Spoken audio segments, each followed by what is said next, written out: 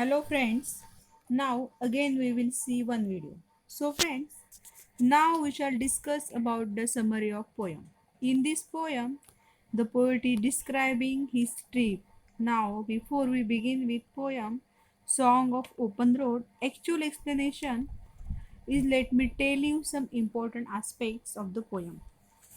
First aspect is the poem is written free verse pattern and second aspect is the poem first person point of view. Let's begin our poem.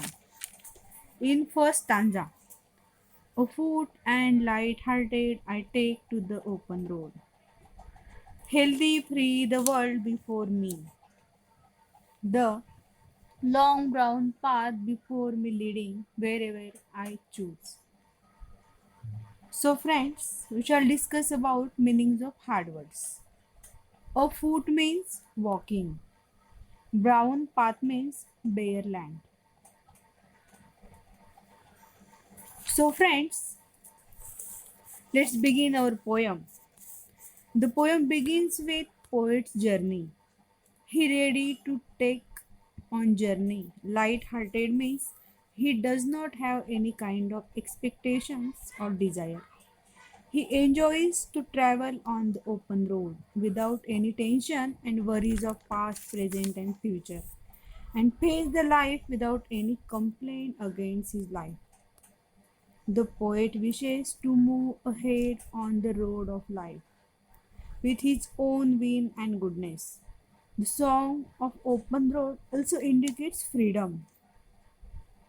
So friends, in first stanza we shall discuss about some examples of figure of speech. First example is afoot and light-hearted I take to the open road.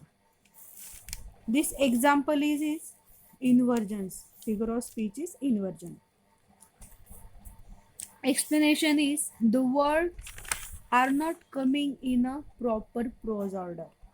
I take to the open road afoot and light-hearted. This is a example. Second example is healthy free the world before me.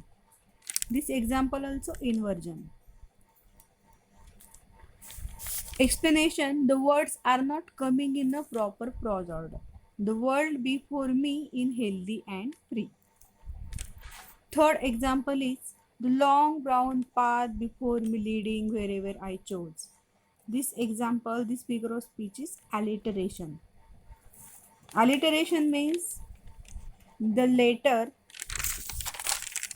sound repeated. The letter B is repeated here pleasingly.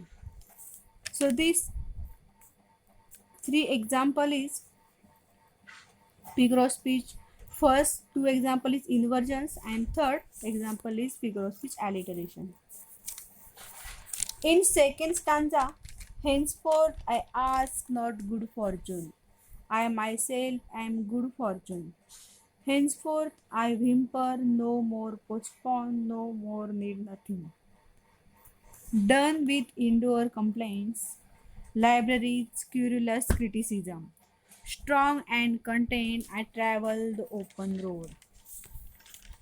Here, the speaker says that he does not have to pray for good luck because he is the maker of his own luck. Walt Whitman is very confident.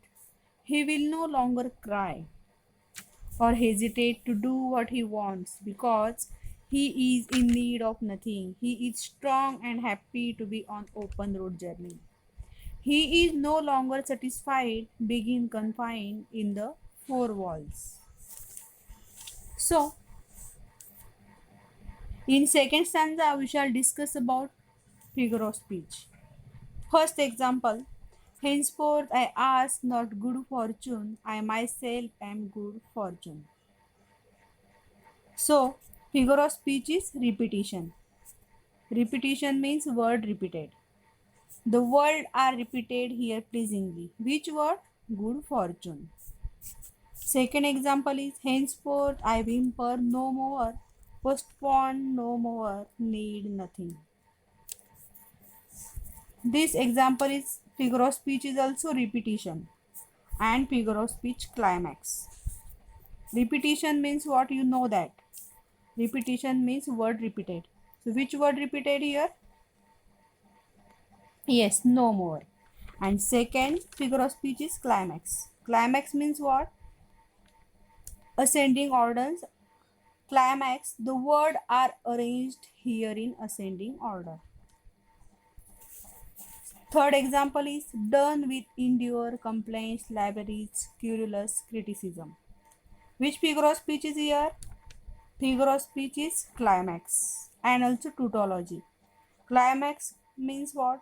You know that ascending order. The words are arranged here in ascending orders. And also this example of figure of speech is also tautology. Tautology means what? The same meaning words are repeated, querulous and criticism. These two spelling is different but meaning is same. That is why this figure of speech is tautology. Understand?